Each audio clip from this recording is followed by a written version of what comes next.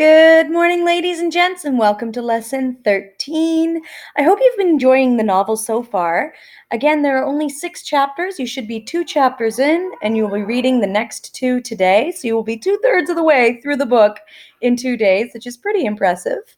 Yesterday, we talked a bit about setting, and setting is very important in the context of mice and men. You know some of the background information from our To a Mouse lesson, where we looked at the poem To a Mouse, as well as some of the situations at the time of the story. And now you're starting to see how the setting affects how people act. You'll notice society is a bit different from the way it is nowadays. We have a lot of these men, and these are American men. These aren't migrant workers from third world countries or developing countries, anything like that, but they have no work. So people need to travel around trying to find a good place to work, and there's a lot of competition going along. It really affects the way that people interact with each other. In the same way, our current setting, our culture, our politics, our economy, it affects the way that we relate to each other as well. Today, we're going to be looking into characters, how you're able to analyze characters in the story. But I'd like you to start applying these skills outside of the story as well and into your own life. Because, of course, the people we meet are like characters, but even more rich and interesting and sometimes trustworthy and sometimes scoundrels. So, as we look, these are some ways that you can analyze characters. Take a look at what a person says, but also at what they do. It's not always the same. For example, you might notice George threatening very often to get rid of Lenny. I don't have to deal with you, all of that. But does he? Is he sticking around? That teaches us a little bit about George, about the way that he wants people to see him and the way that he actually is on the inside. What a character thinks, you don't get to see how all the characters in this story think, but the ones who you do see their thoughts, it's pretty important to analyze those because that's, unfiltered what that character is like. Take a look at how other people treat that character and how they talk about that character.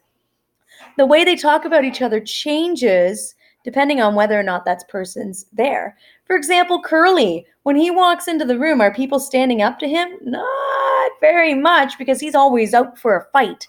But once he's gone, they're ready to dish out the dirt about his wife, who's kind of a bit of a tramp. She's looking around at the other men. The way that people act around each other reveals a lot about those characters. And what I want you to be thinking of during this novel is who has power and who doesn't, and what kinds of power are showing up in this novel. There are a few different things that represent power. Things to consider are gender, wealth, relationship to other people. Race comes up with power as well. At this point in time in American history, slavery is over, but segregation is still huge. And segregation is that based on the color of your skin, that decides where you go, what you're allowed to do, who you're allowed to hang out with, and so on. So if you think about it, if you are the only Black character living on a farm where everyone else is white, you don't really get to participate in society in the same way that these other characters do. This has a lot to do with power structures at that point in time and a little bit in today's society. So consider how power affects your life. I know you've already put some thought into that with assignment 1, and this is a way to dig deeper. Next, we're going to be teaching characterization. These are just some categories that we use to analyze characters. I'm going to move myself over here so you can see that a bit better. We have static and dynamic characters. These are opposites of each other. So a character will be either one or the other. A static character, they don't go through any big changes. Now, that doesn't mean they stay in the same town. They can move from place to place, but some people just never change. They never grow up. Or maybe it's a character who's just practically perfect in every way, like Mary Poppins. Does she change? No. She's just the same, right, as she is. And we kind of don't want her to change. Whereas a dynamic character is a character that changes and grows due to the events in the story. So it's not just what they're wearing or whether or not they have a beard. It's their personality. Something fundamental changes about the way they see the world and the way that they are willing to act. Now, these two, flat and round characters, they can be combined with flat and static. So you can have a flat static character. That's a character who has very little details about them and they don't change. Basically, any extra in a movie is a flat static character. A round character is a character we know a lot of information about, and sometimes their qualities will contrast with each other.